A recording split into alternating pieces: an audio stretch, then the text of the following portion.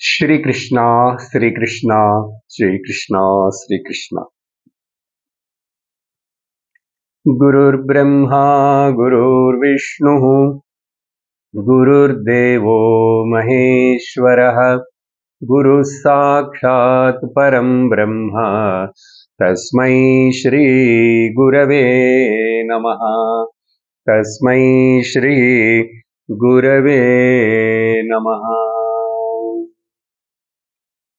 हरि ओम तत्सत्। साधन पंचकं मोदटि श्लोकं वेदो नित्यमधीयतां तदुदितं कर्मस्वनुष्ठीयताम् तेनेशस्य विधीयताम् अपचितिः काम्ये मतिस्त्यज्यताम् पापौघः परिधूयतां भवसुखे दोषोऽनुसन्धीयताम् आत्मेच्छा व्यवसीयतां निजगृहात् तूर्णं विनिर्गम्यताम्। భగవాన్ శ్రీ ఆదిశంకరాచార్యులు వారి ద్వారా రచించబడినటువంటి ఈ సాధన పంచకము మొదటి శ్లోకములో చెప్పబడినటువంటి ఇవ్వబడిన ఉపదేశాన్ని రెండు విన్నాం మనం. మొదటి ఉపదేశం బ్రహ్మచార్య ఆశ్రమంలో ఉన్నప్పుడు ఎలా ఆ విద్యార్థులు యువకులుగా ఉన్నప్పుడే వేదమును నిత్యము అధీయతాం, వేదమును నిత్యము పారాయణము చేస్తారు. కానీ ఈ ఇన్స్ట్రక్షన్ వచ్చి వేద అధ్యయనము గురుకుల వాసము అంతా ఆ రోజుల్లో లాగా ఇప్పుడు లేదు. ఒకవేళ అలా ఉన్నా కూడా ఎవరైనా అయిన తర్వాత మరలా గృహస్థ ఆశ్రమానికి వచ్చినప్పుడు అక్కడ ఏం చేయాలి అని చెప్పేది రెండో ఇన్స్ట్రక్షన్. దానినే మనము విచారిస్తున్నాం ఇప్పుడు. తద్ ఉదితం కర్మ స్వ అనుష్ఠీయతాం. లేక ఏం చెప్తున్నారంటే ఇక్కడ ఆ వేదముల యందు చెప్పబడినటువంటి నిర్దేశించబడినటువంటి నిత్య కర్మలు, నైమిత్తిక కర్మలు, కామ్య కర్మలు, నిష్కామ్య కర్మలు, నిషిద్ధ కర్మలు, ఇన్ని రకాలుగా చెప్పబడింది. ఆ కర్మ విషయంనే మనము విచారిస్తున్నాము. వాటిని చక్కగా అనుసరించాలి అని చెప్పి ఈ రెండో ఉపదేశం. స్వధర్మమును అనుష్ఠించుటయే నిజమైన ధర్మము. అలా ఆ కర్మ విషయమును మాట్లాడేటప్పుడు మనం ఈ కర్మ ఎన్ని రకాలు, దానిలో ముఖ్యమైనటువంటిది ఏమిటి అని చెప్పి విచారిస్తున్నాం. దాంట్లో ఏం చెప్పామంటే సకామ కర్మలను తగ్గించుకొని నిష్కామ కర్మలను చేయి, అలాగే ప్రాయశ్చిత్త పరిహార కర్మలను కూడా తగ్గించుకొని నిషిద్ధ కర్మల జోలికి పోవద్దు అని చెప్పేటప్పుడు ఈ సకామ కర్మల నిష్కామ కర్మలు అనేవి నిత్యము చేయవలసినటువంటి నైమిత్తిక నిత్య కర్మలు. అంటే ఏంటి? సంధ్యావందనము దగ్గర నుంచి దాంట్లో అన్నీ చేరుతాయి. అగ్నిహోత్రము ఇవన్నీ కూడా. ఈ అగ్నిహోత్రము సంధ్యావందనము ఎవరండి ఈ రోజుల్లో సరిగ్గా చేస్తున్నారు? చేయటానికి టైం ఎక్కడున్నది?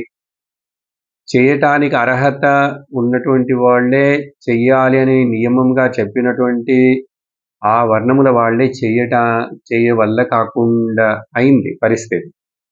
అప్పుడు మరి ఈ విషయాన్ని మీరు ఎలా ఈ రోజుకి వర్తించేట్టుగా చెప్తారంటే దాన్నే మనం గడిచిన సత్సంగములో పంచమహాయజ్ఞాలనే పేరుతో బాబు ఇది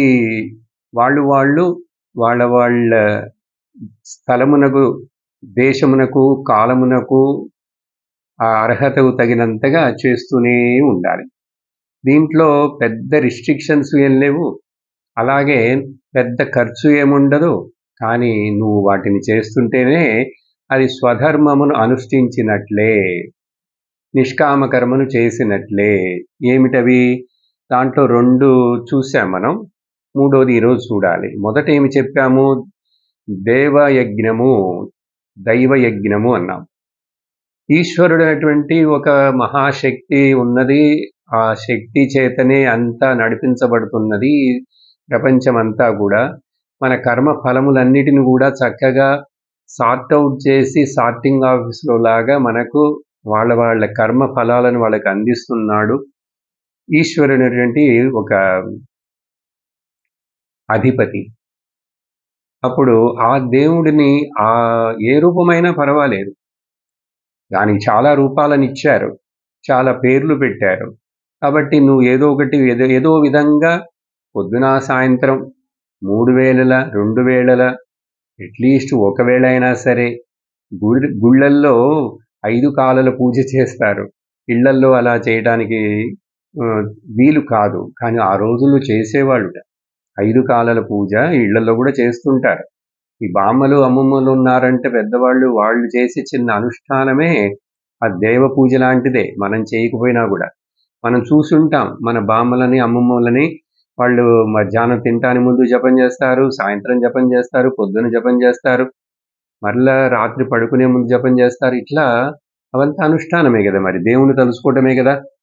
సరే, రెండోదేమిటంటే మనకు జన్మ ఇచ్చినటువంటి తల్లిదండ్రులు, తాతలు, ముత్తాతలు వీళ్ళందరినీ కూడా స్మరించుకుంటూ ప్రతిరోజు కూడా వాళ్ళకి ఒక నమస్కారం చెయ్యి. అప్పుడప్పుడు పెట్టేటువంటి వార్షిక శ్రాద్ధాలు అవన్నీ పెట్టు. కానీ ఆ సంవత్సరానికి ఒకసారి పెట్టడం మాత్రమే కాదు, ప్రతిరోజు ఈరోజు మరలా నేను ఈ శరీరంలో ఉండి నా స్వధర్మమును అనుష్ఠించుటకు నాకు సహకరించినటువంటి నా తల్లిదండ్రులు, వాళ్ళు బతికి ప్రాణముతో ఉన్నాను, ఇప్పుడు లేకపోయినాను, ఎక్కడున్నాను, వాళ్ళకి కారణమైనటువంటి వాళ్ళ నాన్నలు, అమ్మలు, సో తాతలు, వీళ్ళందరికీ నా నమస్కారము, నేను రుణపడి ఉన్నాను అని ఒక కృతజ్ఞతని తెలియజేయటమేనండి ఈ పంచమహాయజ్ఞాలలో. దాని పేరు చెప్పి వాళ్ళని తలుచుకుంటూ నువ్వేవైనా దాన ధర్మాలు చేస్తే చెయ్యి, కానీ నమస్కరించటమే పెద్ద గొప్పతనం. దాని వలనే నీ చిత్తం శుద్ధి అవుతుంది, నీకు అహంకారం పెరగకుండా ఉంటుంది, చిత్తశుద్ధి అయి నువ్వు జ్ఞానమును పొందుటకు కావలసిన అర్హతను పొందుతావు. ముఖ్యమది. సరే, ఈరోజు కొత్తగా మనం చూడవలసిన విషయాలు ఏమిటంటే ఋషి యజ్ఞం లేక బ్రహ్మ యజ్ఞం అంటాము. చెప్పాను అనుకుంటాను ఇది కూడా కొంత. మనము అందరము ఏదో ఒక ఋషి యొక్క గోత్రములో పుట్టిన వాళ్ళము. కాబట్టి ఆ ఋషులు మన గోత్రమునకు మూలమైనప్పుడు, మనము వాళ్ళ సంతతి అయినప్పుడు ఆ ఋషులను కూడా మనము తలుచుకోవాలి. ఎప్పుడు ఏ కాలంలో అండి ఋషులు? ఆ తర్వాత ఎన్ని తరాలుగా తాతలు, ముత్తాతలు వాళ్ళందరూ వచ్చారు కదా. అంటే అందుకనే ఆ ఋషి మూలం నీకు తెలియకపోయినా కూడా వాళ్ళ పేర్లు తెలుసు నీకు. వాళ్ళకి ఒక నమస్కారం పెట్టు. ముఖ్యముగా ఆ ఋషులకే కాదు, సంధ్యావందనం చదివేటప్పుడు చెప్పబడుతుంది, ఋషిం తర్పయామి, ఋషి పత్రిం తర్పయామి. ఎందుకంటే ఒక ఋషి ఆయన గురుకులంలో ఇంతమంది పిల్లల్ని పెట్టుకొని వాళ్ళకి అన్ని బాగోగులు చూస్తూ, చదువు చెప్తూ, అన్ని విద్యలు నేర్పించాలంటే, ఆయన అంత సమయమును వెచ్చించాలంటే, ఆయన అన్ని రకాల గ్రంథాలను రాసి చెప్పాలంటే, ఆయనకు సహకరిస్తూ దీనంతటినీ చూసుకుంటూ తల్లిలాగా ఉండే ఆ ఋషి పత్ని ఉండాలి కదా అక్కడ. మరి ఆ ఋషి పత్ని అంత సేవ చేసి ఆవిడ అనుకూలత ఉండబట్టే కదా ఈ ఋషి ఇంత గొప్పవాడు, గొప్ప పని చేశాడు. కాబట్టి ఆ ఋషి పత్నుల్లో కూడా నేను నమస్కరిస్తున్నాను. చూడండి ఎంత గొప్ప సంస్కారమో. వాళ్ళెవరో ఏంటో మనం చూడలేదు. ముఖ్యముగా ఈ ఋషి యజ్ఞములు ఏంటంటే వాళ్ళు ఇచ్చినటువంటి ఆ జ్ఞానమును ఏదో ఒక విధముగా, ఇప్పుడు వేదములు కానీ, వేద మంత్రములు, ఈ ఉపనిషత్తులు కానీ, ఇవన్నీ కూడా ఋషుల ద్వారా బయట వాక్ రూపంలో మనకు అందించబడినాయి కదా. వాక్ రూపంలో మనకు అందించబడినాయి. ఋషులు రిషతి దృశ్యతి ఋషయః మంత్రద్రష్టాః ఋషయః ఋషయతి జానాతి. వాళ్ళకి ఆ తపశ్శక్తిలో, వాళ్ళకి మనస్సులో, వాళ్ళ బుద్ధిలో ఈ మంత్రాలన్నీ తెలియపరచబడినాయి. రివీల్ అయినాయి. మరి వాటిని రివీల్ చేసినటువంటివి అవి ఏదో ఒక్కటి, ఒక శ్లోకము, ఒక విష్ణు సహస్రనామము, ఒక లలితా సహస్రనామమైన కనీసం చివరికి ఇప్పుడు ఈ భగవద్గీత వ్యాసులు వారు రాసిచ్చారు, లేక శంకరులు ఎన్నో రాశారు. ఏదో అవి ఒకటి పారాయణం చేయటం కూడా వాళ్ళకి మనం కృతజ్ఞిస్తున్నాం, చూపిస్తున్నాం. ఎట్లా వాటిని భద్రపరిచి కాపాడి వాటిని మరలా మరలా రాబోయే జనరేషన్స్కి అందించటమే ఋషి యజ్ఞము. తర్వాతది మనుష్య యజ్ఞము. ఇది కూడా చాలా ముఖ్యం. నేను దేవుడిని అందరినీ పూజిస్తాను, ఆరాధిస్తాను. నా ఇంట్లో నా సొంత బంధువులను మాత్రం బాగా చూసుకుంటాను. కానీ మిగిలిన మనుషులు, సమాజమును గురించి నాకు పట్టదు. సమాజమును గురించి ఇప్పుడు రేపు మొదలవబోతున్నాయి. ఏంటది? సనాతన ధర్మమునకు మధ్యలో యుద్ధం, సవాల్, ఛాలెంజ్. అప్పుడు మనము సనాతన ధర్మమునకు ఓటు చేస్తామా లేక ఆ అధర్మమునకు ఓటు చేస్తామా మనం డిసైడ్ చేసుకోవాలి. చాలా ముఖ్యం. దేశము, ప్రజలు, ప్రపంచం మొత్తం కూడా సుఖ సౌఖ్యములతో పోట్లాటలు లేకుండా భేదభావాలు లేకుండా సమత్వముగా అందరూ వసుదైవ కుటుంబకమనే భావనతో జీవించాలంటే దానికి ఈ భారతదేశంలో మొదట ఈ ధర్మము ఇంకా చాలా గట్టిపడాలి. ధర్మము గట్టిపడాలంటే ఆ ధర్మమును నమ్మి దాని కోసం పనిచేస్తున్నట్టు రాజులు, లీడర్స్ కావాలి కదండి. మరి అందువలన రేపు మనం చాలా జాగ్రత్తగా ఆలోచించి ధర్మమా అధర్మమా, ఏది ఉంటే నీకు మంచిది, దేనికి నువ్వు సపోర్ట్ చేస్తావు. సో మనుషులను కూడా ఆదరించటం, ప్రేమించటం, దయ చూపటం, వాళ్ళకి కావలసినప్పుడు ఏదైనా సహాయం చేయటం, ఇవంతా మనుష్య యజ్ఞము. ఈ మనుషులే ద్వేషించుకుంటున్నారు. ఆ తర్వాత చుట్టూ ఉండే పరిసరములను కూడా వీళ్ళు దుర్వినియోగపరిచి వాటిని కూడా నాశనం చేస్తూ నష్టమును కలిగిస్తూ జీవిస్తారు. ఆ విషయం 5వ యజ్ఞం. ఇప్పుడు మనుష్య యజ్ఞంలో అందరికీ లోకంలో మనం సహాయం చేయలేం. మన పక్కన, మన దగ్గర, మనకు క్లోజ్గా ఉన్నటువంటి వాళ్ళకి సహాయం చేస్తే చాలు. ఎలా? సహాయం అంటే డబ్బులు ఇవ్వటమేనా అని అనుకోకండి. విద్యను ఇవ్వటం కూడా సేవే, అది కూడా దానమే. విద్యాదానం, భూదానం, గోదానం, అన్ని రకాల దానాలు అవుతాయి. ఇంకొకటి ఏంటి?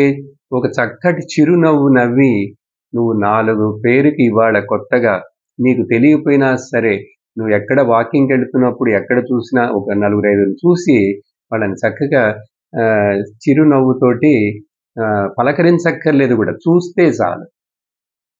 ఈ నవ్వగలిగినటువంటి ఒకే ఒక జంతువు మనిషి అండి. మరి ఆ నవ్వటం అనేటువంటి ఒక గొప్ప మనకు అలంకారం, ఆభరణం ఇచ్చినప్పుడు దాన్ని చాలామంది నవ్వటానికి సిగ్గుపడతారు, పిసినార్లుగా ఉంటారు. అదేమిటి గుణం? కాబట్టి నీ యొక్క చక్కటి ఒక చిరునవ్వే అది సేవ. చూడండి, సమాజ సేవ అంటే పెద్దది కాదు. ఎక్కడో ట్యాప్ తిప్పేసి ఉన్నది, నీళ్లు పోతున్నాయి అంటే నువ్వు వెళ్ళి ఆఫ్ చేయి. అలాగే నేను చాలా చిన్నవి చెప్తున్నాను. నువ్వేదో చాక్లెట్ తిన్నావు లేక అరటిపండు తిన్నావు అంటే ఆ తొక్కుని అట్లాగే రోడ్డు మీద పడేయకుండా నువ్వు దాన్ని తీసుకెళ్ళి డస్ట్బిన్లో ఎక్కడ వేయాలో అక్కడ వేసావంటే నువ్వు సమాజమునకు, మనుషులకు సేవ చేస్తున్నావని అర్థం. ఇంకంటే మరి అన్నదానము, ధనదానము అవి చేయొద్దంటే అవి చేయగలిగితే, కానీ ఇది చేయటానికి అసలు ఖర్చే లేదుగా. కాబట్టి చిన్న విషయంలోనే కూడా నువ్వు ఎవరిని ద్వేషించకుండా ఉండటమే పెద్ద సేవ. ఎవరిని గురించి తప్పుగా మాట్లాడి వాళ్ళని మీద అక్కర్లేని అవసరం లేనటువంటి విషయాలను చెప్పడం ఇవన్నీ చేయకుండా ఉండటమే గొప్ప సేవ. ఆ తర్వాత నువ్వు రక్తదానం చెయ్యి, విద్యాదానం చెయ్యి, చేయగలిగినదంతా చెయ్యి. కానీ ఇంకొకటి, ఎక్కడో బయట రోటరీ క్లబ్, లయన్స్ క్లబ్ అని చెప్పి సేవ చేస్తానని వెళ్ళటం కంటే, నీవు ఉన్న చోటే నీ కుటుంబంలో ఉన్నటువంటి మనుషులను, భర్తను, భర్త భార్యను, పిల్లలను, మా అత్తమామలను వాళ్ళని కొంచెం ఆదరించి వాళ్ళతో చక్కగా ప్రేమతోటి ఉండు. అలా ప్రేమతోటి ఉండమే ఒక గొప్ప ఇది దానం, మనుష్య యజ్ఞం. ఎవరో కష్టంలో ఉన్నప్పుడు అకేషనల్గా సహాయం చేయగలిగితే నువ్వు చెయ్యి. ఇంకా ఇంకో చిన్న విషయం చెప్తాను చూడండి. ఎవరైనా కొంచెం కష్టంలో, దుఃఖంలో ఉన్నారంటే వాళ్ళకి నువ్వు డబ్బులు ఇవ్వలేకపోయినా పెద్ద సహాయం, వాళ్ళకి ఒక ఆదరణ చూపిస్తే చాలు, ఓదారిస్తే చాలు, మంచి మాటలు చెప్పి వాళ్ళ మనసుకు శాంతి కలిగేట్లుగా నువ్వు చెప్పావంటే అదే పెద్ద మనుష్య యజ్ఞం, గొప్ప దానం. ఆ తరువాత ఒక రోజులో మినిమం ఓకే ఒక 3-4 సరే నువ్వు ప్రశంసించాలి. ఏదో చిన్నది, మీ ఇంట్లో పిల్లలు కానీ లేక భార్య చక్కగా వండింది, వాళ్ళ రుచిగా ఉంది అంటే కొంచెం నువ్వు ఎప్రిషియేట్ చేయొచ్చు. సో ఎప్రిషియేట్ చేయడం నేర్చుకోవాలి. బ్యాంకుకి వెళ్ళాం, ఎక్కడికో దుకాణానికి వెళ్ళాం, అక్కడ ఎవరు చక్కగా పని చేస్తున్నట్లు, చాలా సిన్సియర్గా ఉన్నట్లు మనకు కనిపించింది, తెలిసిందంటే వాళ్ళని అక్కడ మనము ఎప్రిషియేట్ చేయాలి. అది చాలా ముఖ్యం. అలా చేయటం అలవాటైందంటే మనం ఎవరిలోనూ తప్పును చూడము. ప్రతిరోజు అందరినీ చెయ్యలేం, కానీ ఎక్కడ నువ్వు చూస్తున్నావో సిన్సియారిటీ, డిసిప్లిన్, నీట్నెస్, తర్వాత కోఆపరేషన్, పంక్చువాలిటీ, అట్లా చోట్ల ఎక్కడ ఎవరిని చూసినా ఒక రోజులో ఒక 4-5 సరే నువ్వు ప్రశంసించాలి.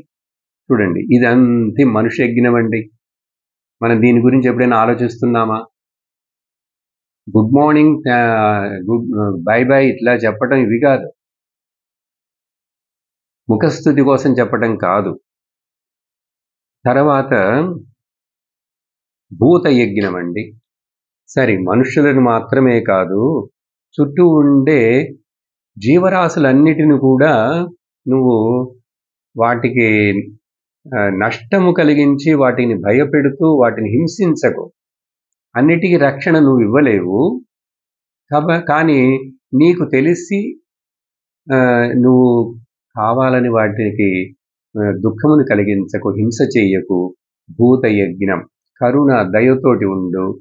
సరే, ఎందుకంటే మన ఇంట్లో చుట్టూ అనేక జీవరాశులు బతుకుతున్నాయి కాబట్టి వాటికి కూడా మనము గృహస్థుడిగా, యజమానుడిగా ఇంత అన్నమో, అంత ఒక బెల్లం ముక్కయో ఏదో ఒకటి అవన్నీ పెట్టాలి.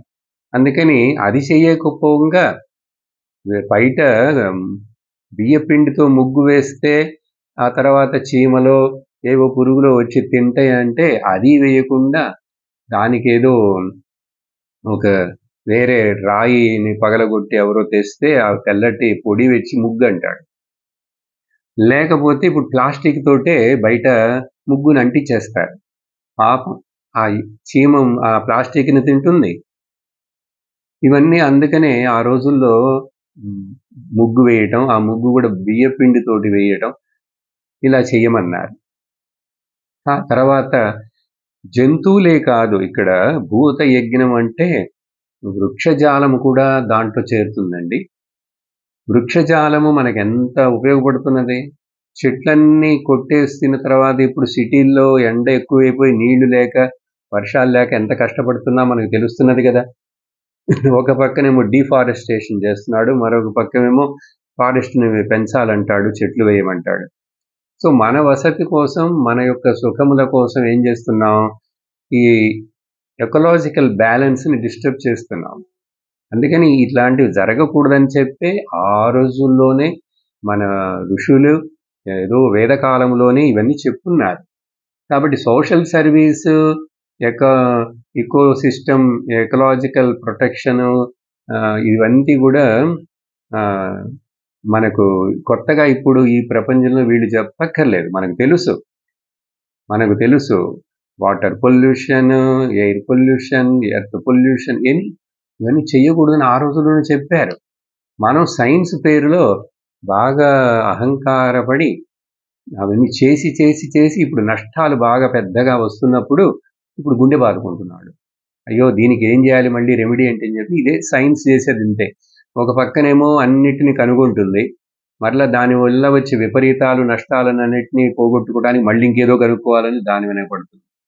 అందుకని వైదిక పద్ధతి, సనాతన ధర్మ పద్ధతిలో నువ్వు కొంచెం జీవించావంటే మోడర్న్ టెక్నాలజీ ఉపయోగించుకో, కానీ అదే అన్నిటిని సరిచేస్తుందని చెప్పి దాన్ని నమ్మి ప్రకృతి మాతను, నేచర్ను నువ్వు వంచకూడదు. Nature is the best teacher. Nature it nurtures ఒక్కొక్క పర్సన్ని ఎలా పెంచాలి, ఎలా వాడు ఎదిగి గొప్పవాడవ్వాలనేది ప్రకృతి అంతా మనకు సహకరిస్తున్నది. అందుకని ప్రకృతిని తల్లిలాగా భావించాలి. చుట్టూ ఉండే ఈ ప్రపంచం అంతా కూడా దేవుడిగా భావించాలి. ఇలాంటి భావనలన్నీ రావటం కోసమే నా మనస్సులో అహంకారము, గర్వము, దంభము, దర్పము ఇలాంటి ద్వేషములు లేకుండా ఉండేందుకు నా చిత్తము శుద్ధి కావాలంటే ఈ పంచమహాయజ్ఞాలు చేయాలి. చూశారా ఎంత విషయం ఉందో వెనకాల.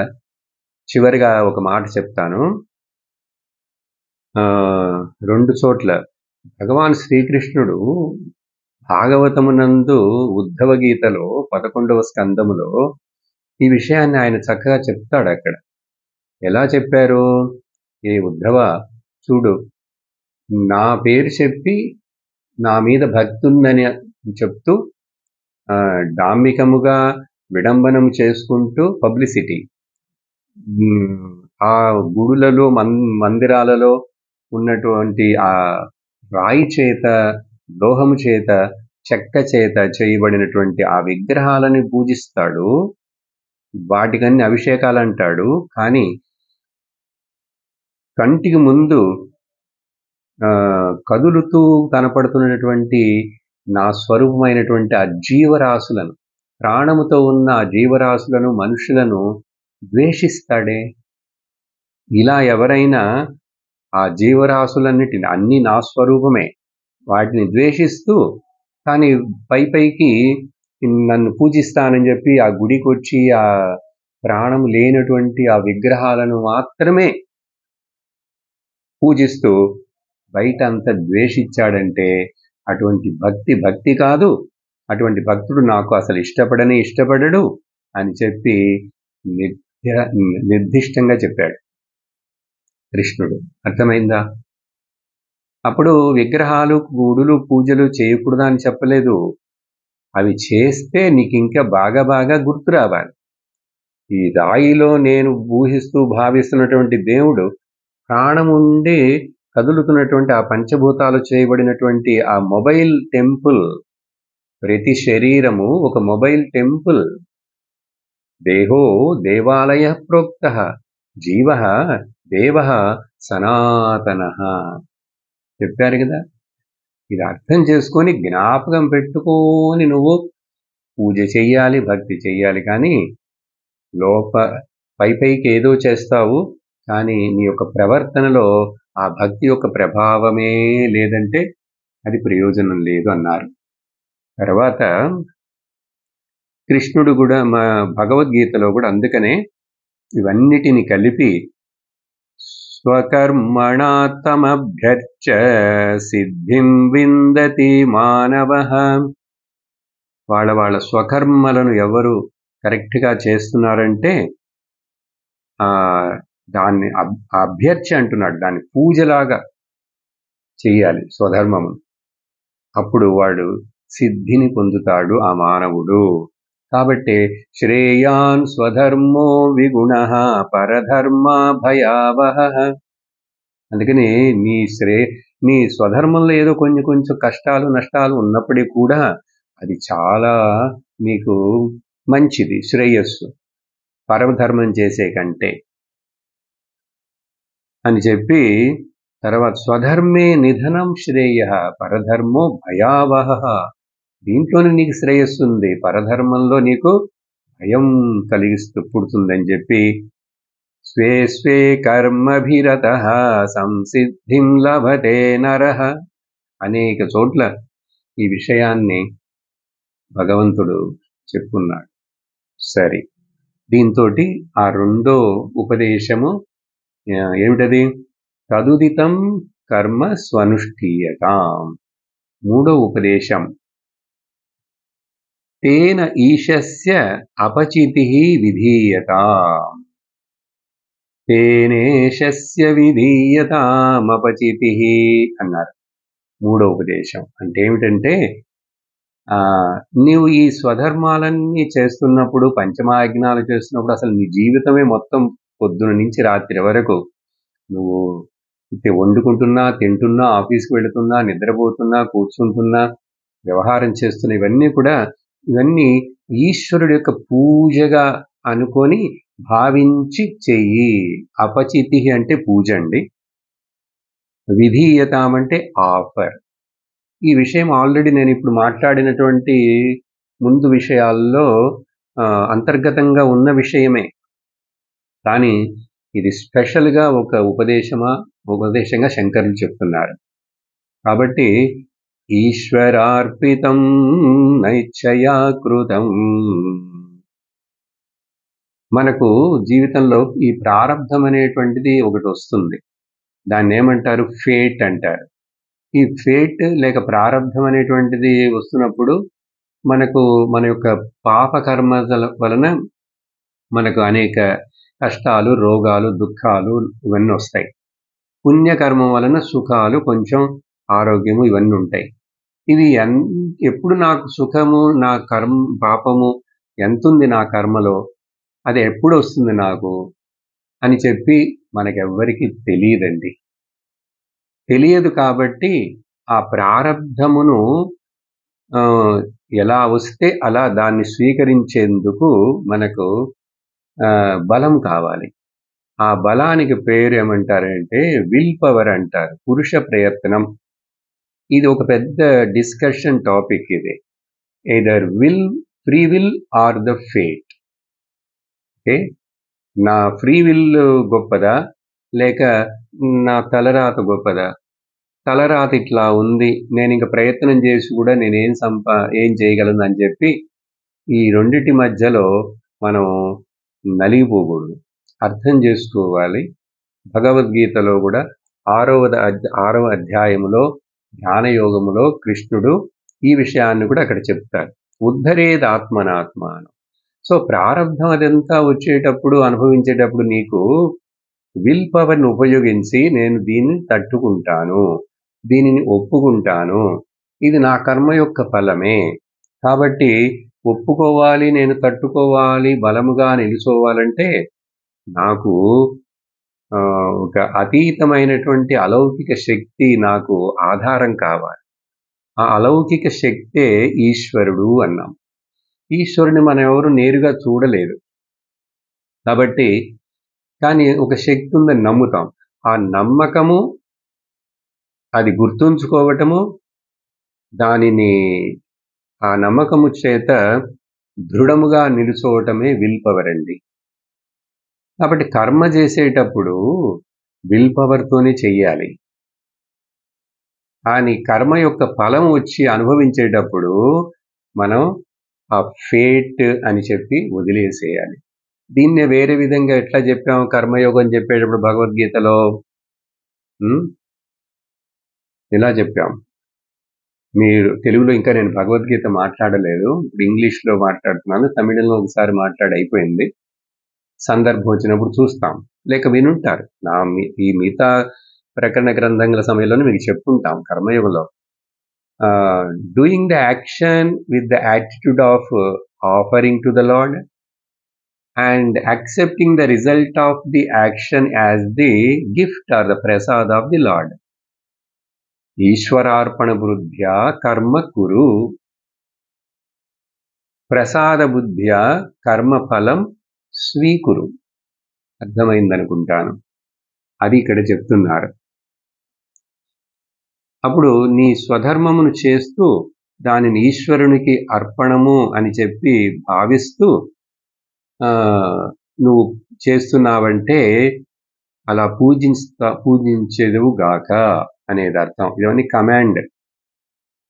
తేన అనే పదం ఉంది చూశారు ఇక్కడ. మొదట తేనేశస్య తేన అని சொన్న ఇంతవరకు ఆ ముందు కర్మ విషయంలో మాట్లాడాను చూడండి. విహిత కర్మలు, స్వధర్మ అనుష్ఠానము, పంచమాయ జ్ఞానాలు అవన్నీ చేస్తున్నప్పుడు కూడా ఎక్కడ అహంకారాన్ని, గర్వమును పెంచుకోకు. నేనేదో సాధించాను, నేనేదో చేస్తున్నాను, నేను గొప్ప సర్వీస్ చేశానని అనుకో. నువ్వెంత నీకు అవకాశం ఇచ్చాడు ఈశ్వరుడు, ఆయనకి ధన్యవాదాలు తెలుపుకుంటూ నమ్రతతోటి, వినయముతోటి చెయ్యి. కాబట్టి ఆ పూజా భావం ఉండాలి.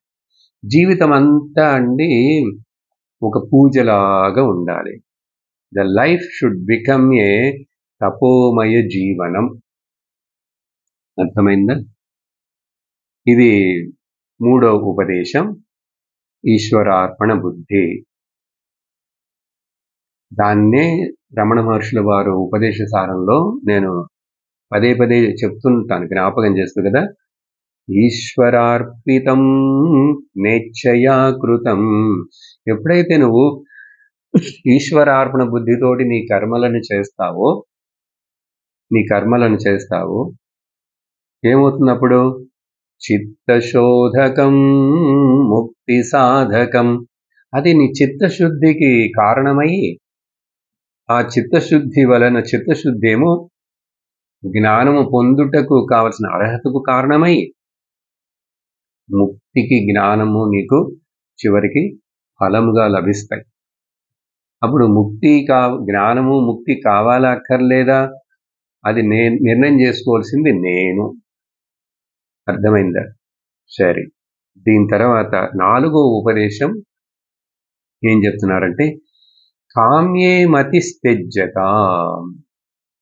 ఇప్పుడు వరకు కర్మలను చేస్తుండు, స్వధర్మమును చేస్తుండు అని చెప్పాం. ఆ చేసేవన్నీ ఈశ్వరార్పణ బుద్ధితోటి చేస్తుండు అని చెప్పాం. దీని వలన ఇప్పుడు చివర ఇక్కడ ఏం చెప్తున్నారంటే కొంచెం కొంచెంగా కామ్య కర్మలను తగ్గించుకోవాలనేది నేను ఆల్రెడీ చెప్పున్నాను కర్మ విషయం మాట్లాడేటప్పుడే. ఇక్కడ ఒక ఉపదేశంగా ఇస్తున్నారు. నీ యొక్క బుద్ధిలో నుంచి, మనసులో నుంచి వదిలేసేయి, కామ్య కర్మలను చేయటం వదిలేసేయి. ఈ ఫలమును ఆశించి నేను ఈ సంకల్పం తీసుకొని ఈ దేవుడిని ఈ పూజ ద్వారా పూజిస్తున్నాను.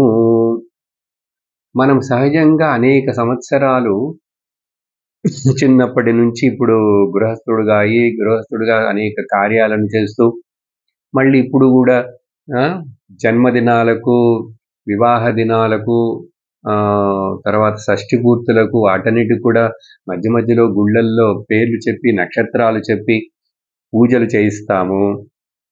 ఆ పూజలు చేసేటప్పుడు సంకల్పాలు చెప్తారు. మన ఇంటికి ఒక పూజారిని పిలిచి కూర్చోబెట్టి ఏదో గణపతి హోమం చేయండి అంటే చేస్తారు. ఆయన చేసేటప్పుడు మన కోసం నా పేరులో ఆయన చేస్తున్నారు, నా బదులుగా. నాకు చేయటం రాదు మంత్రాలు. అప్పుడు ఆయన మనకు సంకల్పం చేయమని ఈ చేతులు అవన్నీ ఇచ్చి ఇట్లా పెట్టుకోమంటారు. ఆ సంకల్పంలో అనేకం చెప్తారు పెద్దదిగా. నాకు పుత్రులు కావాలి, పుత్ర ధన ధాన్య పశు ఐశ్వర్యాభివృద్ధి అర్థం అని ఇవన్నీ చెప్పి, తర్వాత ఈశ్వర ప్రీత్యర్థం కూడా చెప్తారు. అప్పుడు ఈ సంకల్పం అంటే నాకు ఇది నెరవేరాలని ఎందుకు అలా పూజిస్తావు? ఎంతకాలం అలా పూజిస్తావు? దేవుణ్ణి ఏదో ఒకటి అడుగుతూనే ఉంటావా? ఇప్పుడు ఇంకా నాకేమీ వద్దు దేవుడా, నాకు నువ్వే కావాలి అని అడుగుతామా ఎప్పుడైనా? అడిగే రోజు రావాలి కదా! తర్వాత అయినా 60, 70 ఏళ్ళకైనా రావాలిగా. నాకు ఏమి వద్దు, నేనేమి అడగను, నువ్వు అన్నీ ఇచ్చావు, నాకు ఏది మంచిదో, ఏది శ్రేయస్సో అది నీకు తెలుసు, కాబట్టి నువ్వు అది నాకివ్వు అట్లా అడగాలి. లేకపోతే ఒకటేమో నువ్వు తప్ప నాకు ఇంకేమి వద్దని అడగచ్చు, లేక నాకు ఏమి కావాలి, నా యొక్క శ్రేయస్సుకి మంచిదని నీకు తెలుసు, నువ్వు అది ఇవ్వు నాకు. కాబట్టి నేను ఇక నుంచి ఈ కామ్యము సంకల్పములతోటి పూజలను చెయ్యటం తగ్గిచ్చేసుకుంటాను, క్రమముగా వదిలేస్తే అప్పుడు మరి ఇంక పూజ చేయమా, దేవుడిని ప్రార్థించమా? చేస్తాం. కానీ అప్పుడు సంకల్పం ఎలా ఉండాలంటే కామ్యకర్మ ఏమి లేదు, నా స్వంత సెల్ఫిష్ మోటివ్ సంకల్పం ఏమి లేదు. కానీ ఏముంటుంది? లోకా సమస్తా సుఖినో భవంతు అని చెప్పాలి, లేక స్వామి ప్రీత్యర్థమనే చేయండి, లోక కళ్యాణార్థమని చేయండి, సర్వే భవంతు సుఖినః అని చెప్పి ఆ భగవంతుడికి చెప్పి ఆయన పేర్లు చెప్పి అర్చన చెయ్యండి పూజారి గారు అని చెప్పాలి. ఎప్పుడైతే ఆ పక్వత, ఆ భయరహితమైనటువంటి ఈ మన పక్వత వస్తుందో అప్పుడు నువ్వు ఆధ్యాత్మికంగా ఎదుగుతున్నావు, పై స్టెప్కు వెళ్ళావని అర్థం. భయపడకూడదు, భయపడేవాడికి ఉపదేశాలు అర్థం కావు. ఎంతకాలం భయపడుతూనే దేవుణ్ణి పూజిస్తావు? ఇప్పుడు దాకా అంతేగా. దేవుడు కళ్ళు పీకేస్తాడు అని చెప్పి చిన్న పిల్లవాడికి చిన్నప్పటి నుంచి చెప్పి భయపడితే ఇంకా పెద్ద అయిన తర్వాత, మెచ్యూర్ అయిన తర్వాత కూడా ముసలితనం వచ్చేంత వరకు ఈ భయం, ఈ అడగటాలు, ఆశలు, ఆశపడగా దుఃఖము, ఆశ విడువగా సుఖము. అర్థమైందా? దీన్ని సంస్కృతంలో చెప్పాలంటే సర్వం ఆత్మవశం సుఖం, సర్వం పరవశం దుఃఖం. నీకు సుఖం కావాలా, దుఃఖం కావాలా? దుఃఖాన్ని ఎందుకు కోరుకొని తెచ్చుకుంటున్నావు ఇంకా పైగా? అంటే అర్థం ఇక్కడ నీ మనసులో ఇంతకాలము నీకు కొన్ని కావాలి, కుటుంబం ఉంది, నువ్వు గృహస్థుడవు, నీకు కొన్ని ఇంద్రియ సుఖములు అనుభవించాలని ఆశ ఉంది, కాబట్టి అర్ధకామాలను నువ్వు అనుసరిస్తున్నావు ధర్మముతోటే.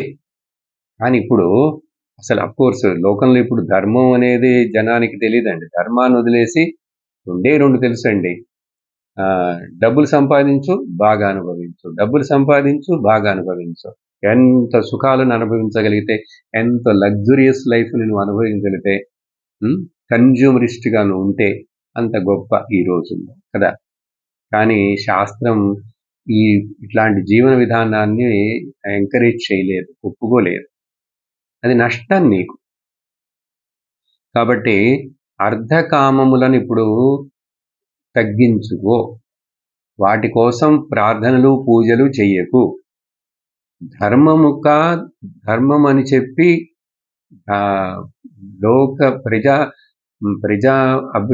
లోక కళ్యాణార్థం, సమాజ అభివృద్ధ్యర్థం, దేశ అభివృద్ధ్యర్థం, సనాతన ధర్మ ప్రతిష్టార్థం నీ యొక్క కర్మలు ఉండని. కాబట్టి ఇలా నువ్వు తగ్గించుకోవాలి. నీ యొక్క లక్ష్యం ఇప్పుడు ధర్మము, బ్రహ్మము. మధ్యలో ఉన్నటువంటి అర్ధకామాలు చాలా నువ్వు చేశావు, తగ్గించుకో. ఇలా తగ్గించుకోకపోతే మనం 3వ స్టేజికి, వానప్రస్థ ఆశ్రమమునకు మనకు అర్హత రాదు. అర్థమైందా? అర్హత రాదు. అందుకనే భజగోవిందంలో ఈ శంకరులే చాలా చక్కగా చెప్పారు కదా. ఏం చెప్పారు? ఎల్లభసే నిజ కర్మోపాతం విత్తం తేన వినోదయ చిత్తం. టూ మచ్ డబ్బులు డబ్బులని చెప్పి ఆ ధన పిశాచం వెనక పడద్దు. మనీ మైండెడ్ అవ్వద్దు. నీ యొక్క స్వధర్మము, నీ యొక్క కష్టము నువ్వు నీ పని వలన నువ్వు ఎంత నిజ కర్మ అంటే అక్రమమైనటువంటి అధర్మమైన చేసి సంపాదించకుండా నిజమైన ధర్మ కర్మను చేస్తూ నీ పని. ఈ రోజుల్లో పెద్ద ప్రాబ్లం ఏంటి?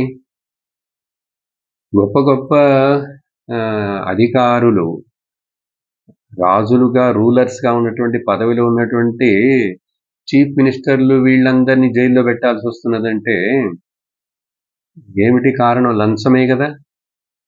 లంచమే కదండి. ఇప్పుడు ఆ లంచం కరప్షన్, ఈ కరప్షన్ అనేటువంటిది తొలగించటానికి చాలా కష్టంతోటి ఇప్పుడు సమాజాన్ని ఆ లంచమునకు, కరప్షన్కి అలవాటు పడినటువంటి ఆ మనస్తత్వాన్ని చేంజ్ చేయాలి. అదొక హ్యాబిట్ అయిపోయింది మనుషులకి అందరికీ, చదువుకున్న వాళ్ళకి, చదువుకోని వాళ్ళకి, అందరికి కూడా. కాబట్టి ఇక్కడ ఆయన చెప్తున్నారు, నీకు లభించినటువంటి ఆ ఉపాత్తము చేత, ఆ విత్తము చేతనే నీ మనస్సుని తృప్తిపరచుకుని తృప్తిగా ఉండు. ఆశకి అంతెక్కడ ఉందండి? సైకిల్ ఉన్నప్పుడేమో స్కూటర్ కావాలనుకున్నాడు, స్కూటర్ ఉన్న తర్వాత వేరే ఎవరిని చూసి కారు కావాలనుకున్నాడు. సరే, కారు పెట్టుకో, తప్పులేదు. కారు ఉంది, కానీ నాకు ఆ పక్కింట్లో పెద్ద కారు ఉంది, అట్లాంటి కారు కావాలన్నాడు. వాళ్ళకేదో ఉందని అది నా ఇంట్లో ఉండాలని, వాళ్ళు పెద్ద ఇల్లు కట్టారు అంటే నాకు పెద్ద ఇల్లు కావాలని. ఎందుకు? నీకు తగిది ఉందా? తర్వాత నీకు అవసరమా? ఇవన్నీ తర్వాత నిన్ను బంధించకూడదు. లెస్ లగేజ్ మోర్ కంఫర్ట్గా ఉండాలి కదా. కాబట్టి ఇది నువ్వు ఆలోచించకుండా నువ్వు తృప్తి పడని మనస్సుకి అండి ఎంత డబ్బులు ఇచ్చినా అది ప్రపంచం. దీనికి సుభాషితం ఒక శ్లోకం చెప్తారు, దాని సారాంశం ఇట్లా ఉంటుంది. 10 రూపాయలు ఉన్నవాడు 100 రూపాయలు కావాలని ఆశపడతాడు, 100 రూపాయలు ఉన్నవాడు 1000 అంటాడు, 1000 ఉన్నవాడు 1,00,000 రూపాయలు కావాలంటాడు, 1,00,000 రూపాయలు ఉన్నవాడు 1,00,00,000 కావాలంటాడు, 1,00,00,000 ఉన్నటువంటి వాడు ఇంకా మల్టీ మిలియనర్ అవ్వాలనుకుంటాడు. ఆ తర్వాత మల్టీ మిలియనర్ తర్వాత నేను ఇప్పుడు ఎమ్మెల్యేని కావాలనుకుంటాడు, ఎమ్మెల్యే అయిన వాడు ఎంపీ కావాలనుకుంటాడు, ఎంపీ అయిన వాడు ప్రైమ్ మినిస్టర్ కావాలనుకుంటాడు, మినిస్టర్ అయినటువంటి వాడు ప్రైమ్ మినిస్టర్ కావాలని. ఇది ఇట్లా ఈ లోకంలోనే కాదండి, కంటిన్యూ అవుతుంది.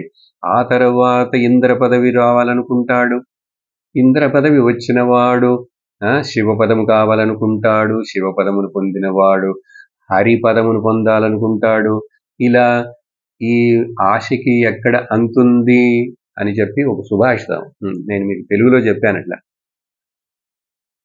లోకంలో చూస్తున్నాం కదా, ఈ కోటాను కోట్ల రూపాయలు స్కాములు ఏంటి అసలు? ఎక్కడ పెట్టుకుంటావు, ఎంత తింటావు, ఏం చేస్తావు? వాళ్ళని జైల్లో పెట్టినా కూడా సిగ్గు లేదండి, మళ్ళీ బయటకు వచ్చి చేస్తారు. ఇది మనుష్య జన్మ? అసలు నువ్వు అట్లా మనుషుడిగా ఇంక పుట్టి జీవించటం ఏమిటి ప్రయోజనం? కాబట్టి అందుకనే ఆ రోజుల్లో ఎవ్వరూ దేనిని కూడా డబ్బులు అడిగి ఇంత ఇవ్వండి, అంత ఇవ్వండి అని చెప్పి, మీరు అది ఇస్తేనే నేను చేస్తానని చెప్పి అలా పనులు లేవుట. ఆ రోజులు అనుకోని చూడండి, అదే రామరాజ్యం అంటే. ఎవరు ఏమీ కూడా కొనరు, వాళ్ళకి ఉన్నవి వాళ్ళకి పంచుకుంటూ అలా జీవించారుట. 4 వర్ణాల వాళ్ళు. బ్రాహ్మణుడు తన విద్యను బోధిస్తూ ఉంటాడు, నువ్వు ఇంత ఫీజు కడితేనే, నాకు ముందు డబ్బులు ఇస్తేనే నేను మాట్లాడతాను, బోధిస్తానని చెప్పలే. అట్లాగే వైశ్యుడు కూడా అందరూ వాళ్ళ దగ్గర ఉన్నటువంటి వస్తువులను, విషయాలను పంచుకునేవాళ్ళు. అలా పంచుకోవటం వల్ల అందరికీ ఆనందంగా ఉండేది, అందరికీ వాళ్ళకి కావలసిన జీవన మనుగడకు కావలసినటువంటి ధనమంతా లభించేది, వాళ్ళ జీవితం సాగేది. కానీ ఈ రోజుల్లో చూస్తే అంతా పేమెంట్ బేసిస్ అండి. విద్యా విధానమే చూస్తే అన్నీ కూడా ఫీజులు, డబ్బులు, డొనేషన్లు. ఒక డాక్టర్, ఒక లాయర్, ఎవరైనా సరే, ఎక్కడికైనా సరే, టీచర్ కూడా, విద్య బోధించే టీచర్. కానీ స్కూల్ అన్నాం, కాన్వెంట్లు అన్నాం, సిస్టమ్ అట్లా అయిపోయింది. 20,000 కట్టు, 40,000 కట్టు, ఇలా అన్ని చెప్పి పెడితే పేమెంట్ సిస్టమ్ అన్నీ అంతే కదా. ఇంటికి పూజ చేయడానికి వచ్చే పూజారి కూడా ఈ హోమానికి ఇన్ని 100 అని చెప్పి ముందుగా ఫిక్స్ చేస్తాడు. ఆయన కొంచెం అడ్వాన్స్ ఇస్తే కానీ రాడు. మరి బ్రాహ్మణులు కూడా, పూజలు చేయించే వాళ్ళు కూడా ఇలా చేస్తూ విద్యను బోధించాల్సినటువంటి ఆ బ్రాహ్మణ వర్ణము కూడా డబ్బులు అడుగుతూ విద్యను బోధిస్తే ఇది సరి అయిన ధర్మం అండి. కానీ ఈ రోజుల్లో అప్పుడు ఏం చేసేవాళ్ళు, వాళ్ళకి వాళ్ళే వాలంటరీలుగా ఇచ్చేవాళ్ళు. ఇప్పుడు స్టూడెంట్ అందుకనే నేను పే చేస్తున్నాను ఫీజు కాబట్టి a lecturer, a professor, I will just tell you good morning, that's it. నేను నీకు నమస్కారం చేయక్కర్లేదు, రెస్పెక్ట్ చేయక్కర్లేదు, because I'm paying to you, I paid already advanced. అక్కడ ఎక్కడైనా మర్యాద కానీ, వినయం కానీ, భక్తి కానీ వస్తాయండి? అదే లేదు. ఏ స్కూళ్ళల్లో, కాలేజీలో, యూనివర్సిటీల్లో టీచరు, ప్రొఫెసర్ మీద భక్తి ఎక్కడుందండి? ఆ టీచర్, ప్రొఫెసర్ కూడా దానికి తగినట్లే ఉన్నాడు. వాడి వేషం, డ్రెస్సు, వాళ్ళు మాట్లాడే తీరు, వాళ్ళు లౌకికులుగా ఉన్నారు, విద్యను బోధించే వాళ్ళుగా ఉన్నారు. మరి అప్పుడు ఇట్లా విద్య బోధించే వాళ్ళు కూడా ఆదర్శంగా లేకపోతే, అందుకనే the teacher community is very very important in the country, సమాజంలో. అందుకని విద్యా విధానమే మారిందంటే సమాజం మొత్తం, దేశం మారుతుంది. ఇప్పుడున్న విద్యా విధానం ఆ ఇంగ్లీష్ వాళ్ళు వచ్చినప్పుడు రచించబడినటువంటిది. ఇది చాలా నష్టపోయాం. ఇప్పుడు ఆ పోయిన నష్టంలో నుంచి తిరిగి మళ్ళీ కోరుకోవాలంటే ఇంకా అనేక సంవత్సరాలు పడుతుంది. అవన్నిటిని సరిదిద్దాలని చెప్పి ఇప్పుడున్నటువంటి నాయకులు, దేశం యొక్క గొప్ప నాయకులు పనిచేస్తున్నారు. అందుకనే రాబోయే 20 సంవత్సరాలలో భారతదేశమును ప్రపంచంలో గురుస్థానములో ఆధ్యాత్మిక ఉన్నతిలోకి తీసుకెళ్ళి, అన్ని విధాలుగా ఉన్నతిని, నీతిలోను, ధర్మములోను, ఆర్థికముగాను, అన్నిటిలోనూ ఉన్నతిని పొందేందుకు ప్రయత్నించాలని ఆశపడేటువంటి ప్రధానమంత్రి, అటువంటి నాయకులుగా ఇప్పుడు మనకు ఉన్నారు. అటువంటి వాళ్ళని మనం ఇನ್ನು ప్రోత్సహించి నడిపిస్తే గాని ఈ ధర్మము, ఈ విషయాలు ఇక్కడ చెప్పేవి, ఇవన్నీ జరగవండి. మీరేంటి శంకరాచార్యుల యొక్క సాధనా పంచకం అని చెప్పి మధ్య మధ్యలో కొంచెం రాజకీయం చెప్తున్నారు అనుకోకూడదు. వ్యక్తిగత జీవితము, సామాజిక జీవితము కలిసి ఉంటాయండి రెండు. నువ్వు అడవుల్లో వేరుగా, గుహలో ఒక్కడిగా జీవించట్లేదు. అప్పుడు సమాజం నీ మీద ఆధారపడి ఉంది, నువ్వు సమాజం మీద ఆధారపడి ఉన్నావు. అప్పుడు సమాజాన్ని, నిన్ను, అందరినీ చక్కగా నడిపించేందుకు మనకు రాజ్యాంగము కావాలి. ఆ రాజ్యాంగము రామరాజ్యమైన రాజ్యాంగం కావాలి. ఆ రాముడు రాజ్యమును పరిపాలించినట్టుగా అట్లాంటి నేతృత్వం కావాలి. అక్కర్లేదా? అక్కడ అది లేకపోతే నువ్వు ఇక్కడ నెమ్మదిగా ఉండలేవు. నీ రాబోయే పిల్లలు, మనవాళ్ళు, వాళ్ళ జనరేషన్స్ అంతా వాళ్ళు చాలా కష్టపడతారు. ఇప్పుడే అందరూ కష్టపడుతున్నారు. మనకు ఈ మోడర్న్ సైంటిఫిక్ వరల్డ్లో తెలియట్లేదు. కొంచెం చింతించి చూస్తే తెలుస్తాయి. కాబట్టి నమ్మవంది రాబోయే జనరేషన్లు కష్టపడేందుకు కారణం అవ్వకూడదు. ఇది కూడా ఆ పంచయజ్ఞాలు మనుష్య యజ్ఞం. నా వలన, నా భావన వలన, నేను తప్పుగా ఓటు వేయటం వలన, నేను స్వార్థపరుడుగా ఉంట చేత నాకు వర్ణధర్మము తెలియలేదు, ఆశ్రమ ధర్మము తెలియలేదు, ఏదో ఉంటున్నాను, తింటున్నాను, జీవిస్తున్నాను. అప్పుడు నువ్వు జంతువుగానే పుట్టి ఉండొచ్చుగా. Just it is only for a కావో పీవో మజా కరో ఫిర్ మరో. దానికి ఎందుకండి మనుష్య జన్మ? జంతువులు కూడా అట్లాగే అయిపోతున్నాయిగా. అవి ఇంకా చాలా మంచివి. అవి సమాజానికి, ఇతరులకు అంత నష్టాన్ని కలిగించట్లేదు నువ్వు చేసినంత. కాబట్టి ఈ ప్రపంచం, దేవుడి యొక్క సృష్టి, ప్రకృతికి మనుషుడు చేస్తున్నంత హాని మరి ఏ జీవరాశి కూడా చేయట్లేదండి. బాగా చింతించండి. కాబట్టి ఇక్కడ స్వార్థ బుద్ధితోటి నీ యొక్క కామనల కోసమే నువ్వు జీవించకూడదు. పరోపకారాయ ఇదం శరీరం అని చెప్పి, ఇది మన ధర్మం. అందుకని నువ్వు అసలు తినకూడదా, నువ్వు సంపాదించుకోకూడదా, నువ్వు సుఖంగా ఉండకూడదా అని చెప్పలేదు. ఎంతవరకు, దానికి ఎంత లిమిట్, ఎందుకు అతి ఆశ, పేరాశ, అతి కోరికలు. కాబట్టి కామ్యే మతి స్థిజ్యత. అప్పుడే నువ్వు జ్ఞాన మార్గములో ముందుకు వెళ్లేందుకు, ఆ పురుషార్థాలలో, ఆశ్రమ ధర్మాల్లో నువ్వు వానప్రస్థుడు అవ్వాలంటే, రిటైర్డ్ అండ్ స్లోలీ విత్డ్రావల్ అవ్వాలంటే, ఇప్పుడు ఎందుకంటే నీ జీవితంలో ముక్కాలు ఘట్టమో లేక హాఫ్ అయిపోయింది, 50-60%. ఇప్పుడు నీ ప్రయత్నం అంతా అటు ఉండాలి, త్యాగములో ఉండాలి. అంతేగాని త్యాగం చేయగా ఈ త్యాగం చేయటం అనేటువంటిది నువ్వు గృహస్థుడిగా ఉన్నప్పుడే, 55-60 ఏళ్ళు వస్తున్నప్పుడే ఈ త్యాగ బుద్ధి రాగా అందుకనే చివరికి నీకు ఆ అమృతం దొరకాలంటే, నువ్వు బ్రహ్మజ్ఞానం పొందాలంటే, మోక్షం పొందాలంటే, ముక్తిని పొందాలంటే, త్యాగే నైకే అమృతత్వమానశు అంటుంది. త్యాగము వలన మాత్రమే. స్వార్థము చేత ఎవరు అమృతత్వమును, ముక్తిని, మోక్షమును పొందలేరండి. సరే, ఆ తర్వాత ఈ విధంగా మనిషి జీవించాలని చెప్పి కామ్యకర్మలు తగ్గించుకోమని చెప్పిన తర్వాత, రాగద్వేషాలు మనలో తగ్గటం కోసమే ఈ స్వధర్మానుష్ఠానం అనే మందు. అర్థమైందా? ఆ తర్వాత 5వ ఉపదేశం ఏమిటంటే, పాపౌఘ పరిధూయత. ఆ తర్వాత ఇంక నువ్వు ఇప్పుడు నీ ప్రయత్నం, effort, human effort, will power దేనిలో ఉండాలి? దేని గురించి ప్రయత్నించాలి? పాపములనే మూట. చెప్పాను కదా కొంచెం సేపటి ముందు, ఈ పాపం ఎంత ఉన్నది లేక పుణ్యం ఎంత ఉన్నది అనేటువంటిది ఇది ఎవరికి తెలియదు. ఇది ఒక సీక్రెట్, తెలియదు. ఏ మూట ఎంత ఉన్నదని తెలియదు.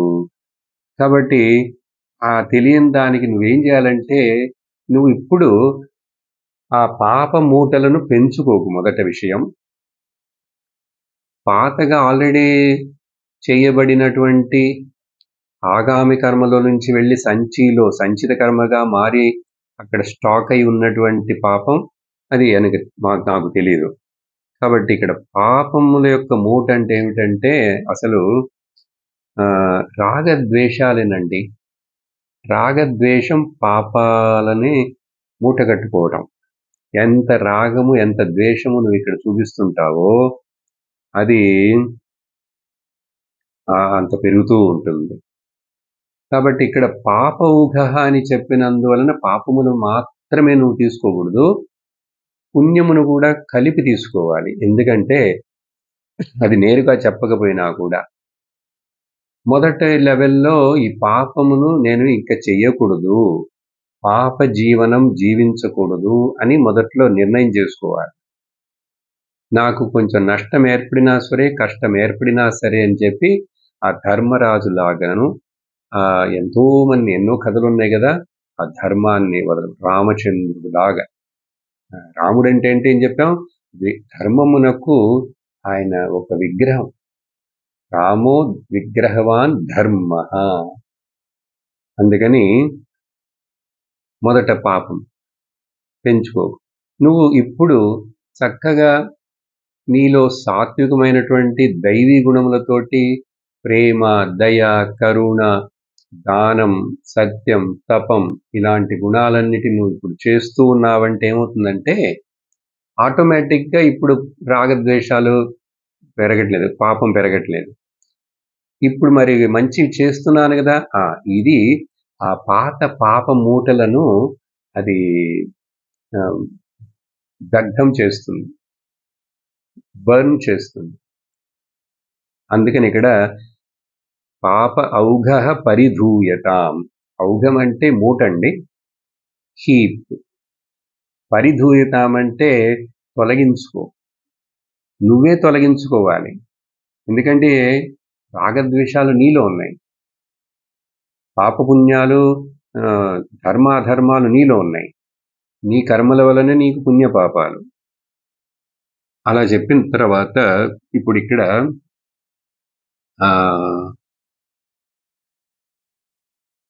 ఏదేదైతే నిన్ను ఇప్పుడు ఆధ్యాత్మిక ధార్మిక మార్గంలోకి వెళ్ళనీయకుండా నిన్ను అడ్డంకిస్తున్నదో అవన్నీ పాపమండి. నా భర్తో, నా పిల్లలో, నా అత్తగారో, మామగారు ఎవరైనా నన్ను ఈ కొంచెం భక్తిని చెయ్యటానికి ఒప్పుకోవటం లేదు. ఆధ్యాత్మిక శ్రవణము, చింతన చేయటానికి ఒప్పుకోవటం లేదు. నన్ను ఇబ్బంది పెడుతున్నారు. ఇవన్నీ ఈ అడ్డంకులన్నీ ఏంటంటే పాపం. మరి వాటిని ఎట్లా తొలగించుకోవాలంటే నువ్వు సత్య, నీతి, తపఃపరాయణుడుగా ఉండు. ఆటోమేటిక్గా అవన్నీ తొలగిపోతాయి. లేక వాటిని తట్టుకొని నిల్చుండేటువంటి శక్తి నీకు వస్తుంది. అర్థమైందా? కాబట్టి ఏమిటిప్పుడు దీని వలన ఏం చెప్పారు? 4 ఉపదేశంలో చెప్పినటువంటిదే. కామ్యే మతిస్తెజ్యతాం అని చెప్పారు. ఎప్పుడైతే కామములు ఉన్నాయో, కామము నా కోరికను నెరవేర్చడం కోసం నేనేం చేస్తాను? ఎంత అధర్మమైనా సరే నా కోరిక నెరవేరాలి. రాక్షసుల బుద్ధి అంతే కదా. నా కోరిక నెరవేరాలి, నాకు కావాలి, నా స్వార్థం నాకు.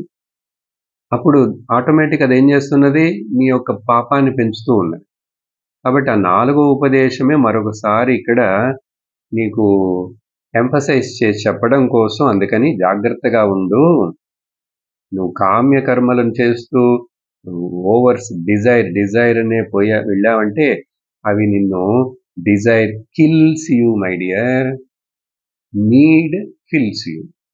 ఇది అర్థం చేసుకో అని చెప్పి దానికోసం ఈ యొక్క ఉపదేశం, అది 5వ ఉపదేశం. ఇంకొకటి ఏంటంటే ఈ కామ్య కర్మల్లో నువ్వు అలా చేసేటప్పుడు వాటిలో కొన్ని దోషాలు ఉన్నాయి. పాపగో పరిధూయితం అని చెప్పారు కదా. ఆ తర్వాత నువ్వు ఏం చూడాలంటే అసలు నేనే ఇట్లాంటి పాపమయమైన జీవితానికి నేను బానిసనైపోయాను. దీనివల్ల ఏంటి జరుగుతుంది? అసలు చుట్టూ నీ పక్కన ఉండే లోకాన్ని చూడు. 6వ ఉపదేశంలో ఏం చెప్తున్నారంటే ఈ భవసుఖే, నీకు సుఖం కోసమే కదా నువ్వు అధర్మం చేసి, కరప్షన్ చేసి, ఇంకొకరిని వంచి, హింసించి నీ యొక్క సుఖాన్ని అనుకుంటున్నావు.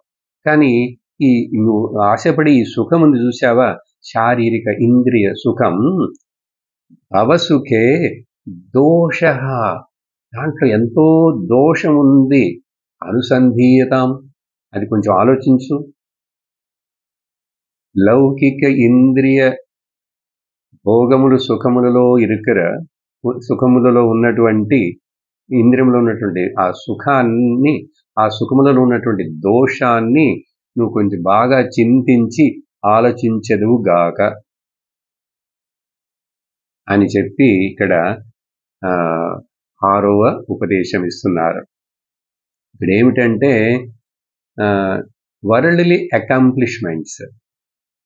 వరల్డ్లో అకాంప్లిష్మెంట్ చేయాలని అందరికి ఆశ ఉంటుంది. కానీ ఈ వరల్డ్లీ అకాంప్లిష్మెంట్స్ చేసేటప్పుడు ఎంతవరకు, దానికి ఒక లిమిట్ ఉండద్దా?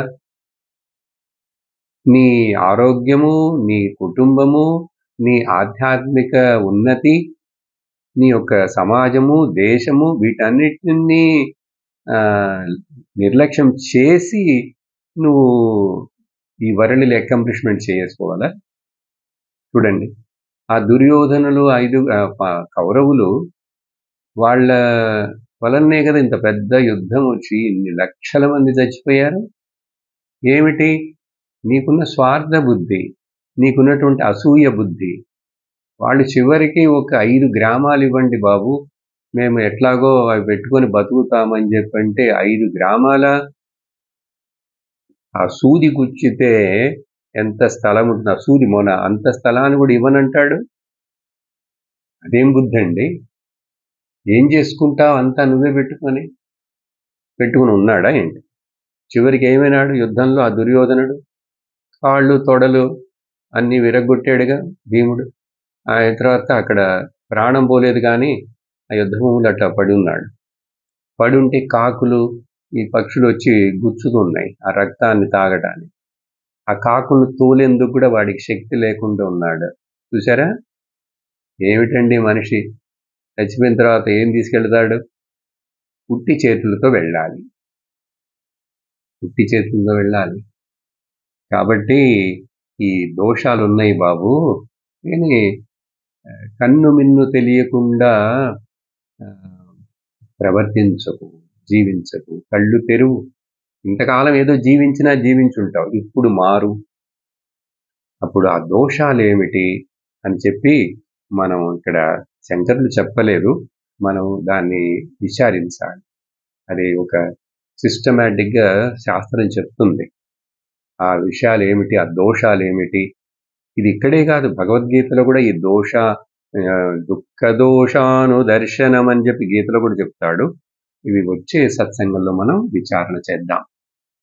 ఓం పూర్ణమదః పూర్ణమిదం పూర్ణాత్ పూర్ణముదచ్యతే పూర్ణస్య పూర్ణమాదాయ పూర్ణమేవావశిష్యతే. ఓం శాంతి శాంతి శాంతి. హరి ఓం శ్రీ గురుభ్యో నమః. హరి ఓం. హరి ఓం తత్సత్.